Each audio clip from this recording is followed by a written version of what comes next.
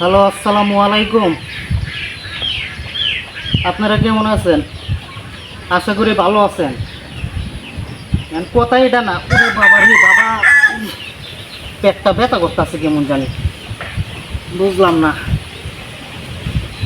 কথা হইছে, একটা সুন্দর একটা পরিবেশে বসে রয়েছে বাসার সামনে, বাসার সামনে বসে থেকে একজনের জন্য ওয়েট করতেছে, অপেক্ষা করতেছে, একজনে আইব তো, এর জন্য তারে নিয়ে হিদিকে যাবো।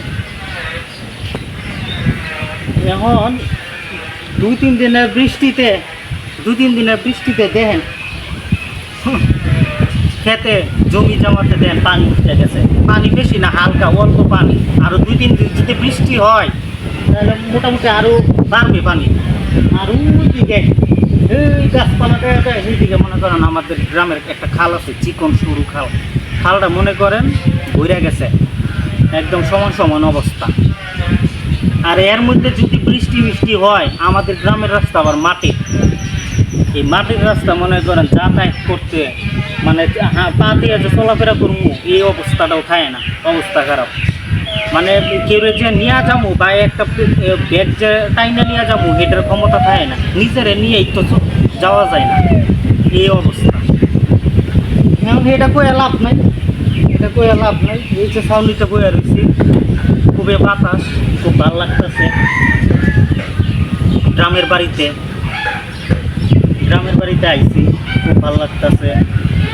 আর শহরে মনে করেন বিভিন্ন আওয়াজ, শব্দ, অহংকার টুকটাক আওয়াজ, সেই গাড়ি বটবট, একদম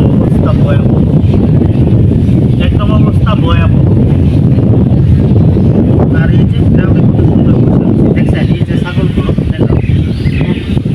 সুন্দর বসে রয়েছে, ওরা বাতাস খাইতেছে, লোকে আগে আছে, ওরা খাবি খেলে গেলে ছাগল বাতাস।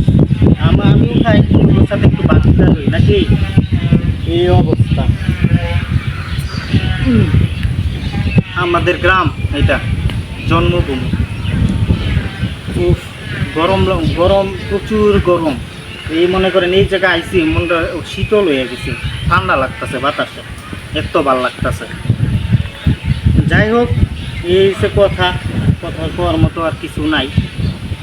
অনেক টপিক আছে কথা বললে অনেক কথাই বলা যায়। যাই হোক, আপনারা ভালো থাকেন, সুস্থ থাকেন। খোদা হাফেজ।